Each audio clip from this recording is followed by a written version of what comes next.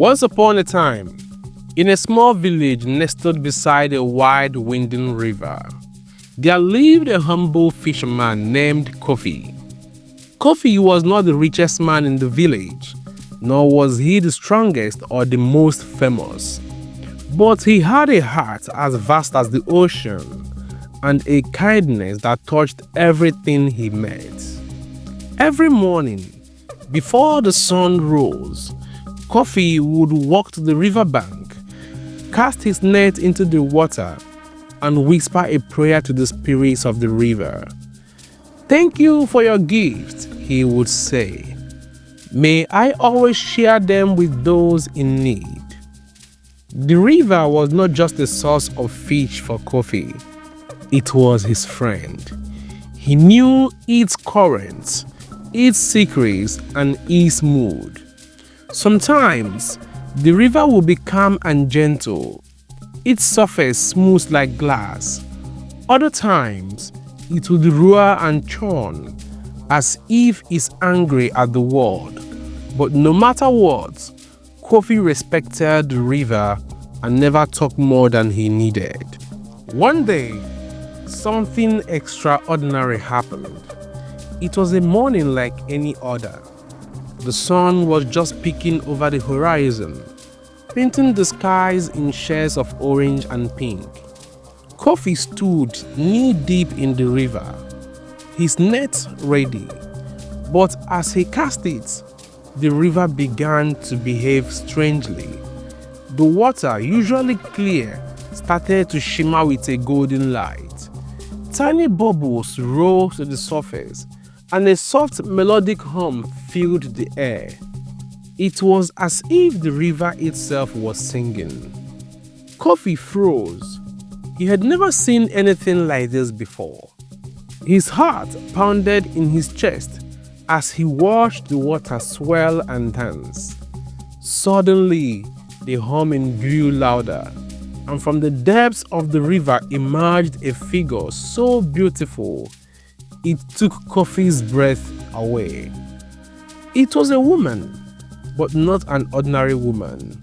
Her skin glowed like the moon, her hair flowed like the river's current, and her eyes sparkled like the stars.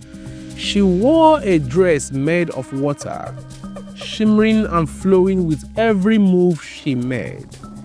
Kofi rubbed his eyes, thinking he was dreaming.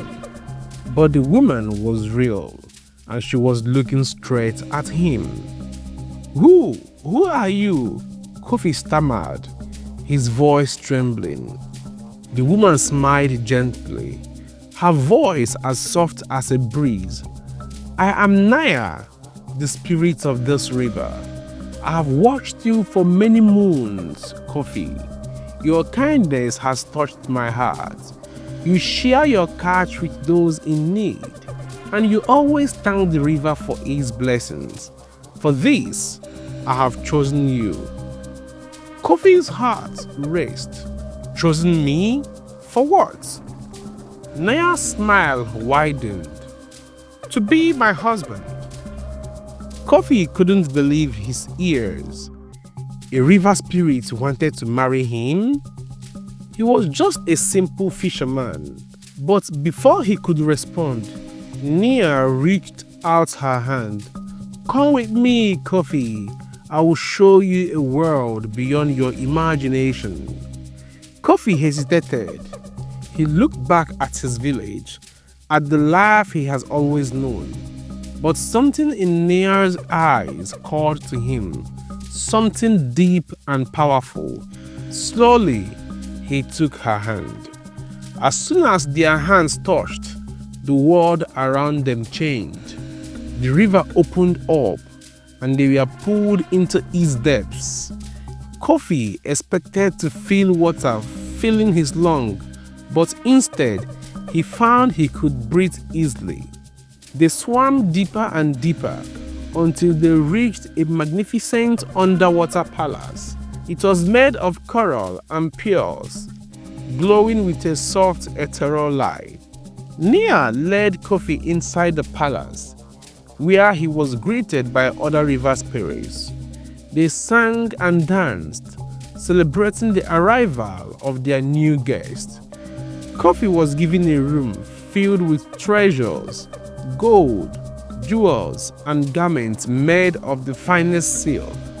But despite all the luxury, Kofi couldn't shake the feeling that something was missing. Days turned into weeks, and Kofi began to explore his new home. The underwater palace was a place of wonder. The walls were made of living coral, constantly shifting and changing colors. The floors were paved with pearl that glowed in the dark. The river spirits were kind and welcoming, always eager to show Kofi their world. One day, Nia took Kofi to the Great Hall of Echoes, a cavern deep beneath the palace. The walls were covered in crystals that reflected light in every direction, creating a dazzling display. This is where the river's memories are kept, Nia explained. She placed her hand on one of the crystals, and it began to glow. Images appeared, scenes of the river's past, from the time it was a small stream to the day it became a mighty waterway. Kofi was mesmerized. "It's beautiful," he whispered. Nia smiled. "This is your home now, Kofi. You are part of the river story." But despite the beauty and magic of the underwater world, Kofi couldn't shake the feeling of longing in his heart.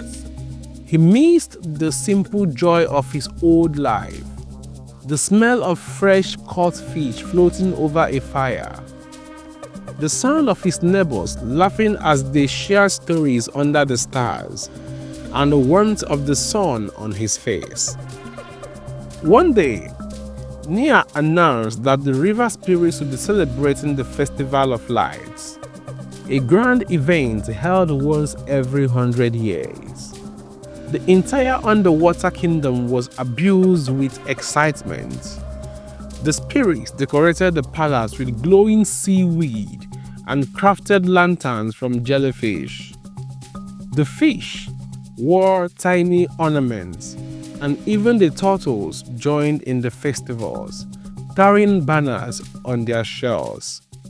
Kofi was given a special robe made of woven kelp and pearls. Nia herself wore a crown of flowers that glowed softly in the dark. "Tonight, we celebrate the river's life and the bonds that connect us all," she told Kofi. The festival was a spectacle unlike anything Kofi had ever seen.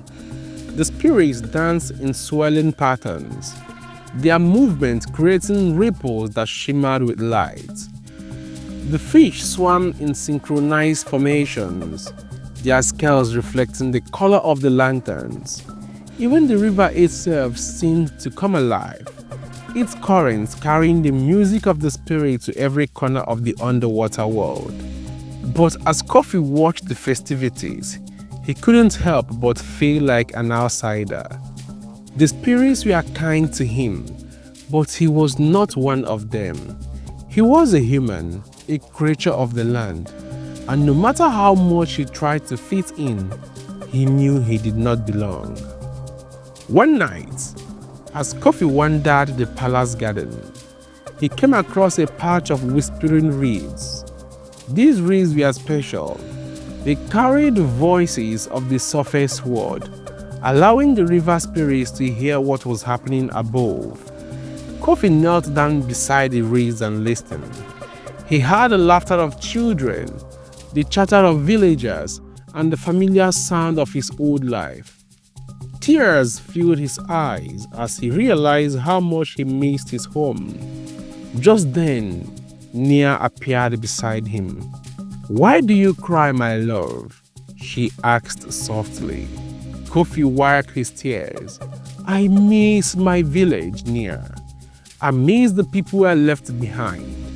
This palace is magical, but it's not my home." Nia's expression was filled with sadness. "I understand, Kofi. But if you must return to the surface, you can never come back here again. The river will close its doors to you forever. Kofi nodded. I know, but I have to go back. My heart belongs to the village. Nia took his hand and led him to the edge of the underwater kingdom. Then I will take you back. But remember, Kofi, you will always carry a piece of the river with you. As Kofi emerged from the river, he felt a mix of relief and sadness. The sun was setting, casting a golden glow over the river. He looked back at the river one last time, hoping to catch a glimpse of Nia, but she was gone. When Kofi returned to the village, he was greeted with joy and relief. The villagers had thought he was lost forever. They crowded around him, asking where he had been and what has happened. Kofi told them the story of his time with the river spirit, and though some were skeptical, most were amazed.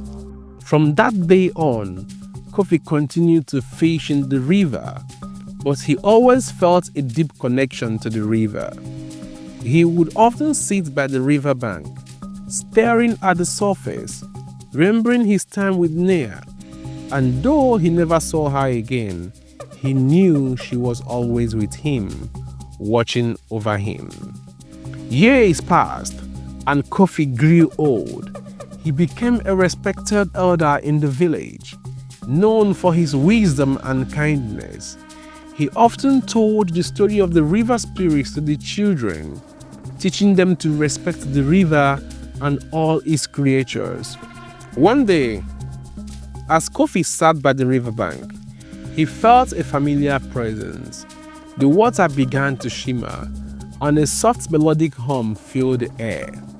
Kofi smiled, knowing that Nia was near. He closed his eyes and whispered, "Thank you, Nia, for everything." When the villagers found Kofi the next morning, he was gone, but they knew he had returned to the river to be with Nia once again. If you find this story interesting, click the like button and subscribe to this channel so that you will see more of the videos. Thank you.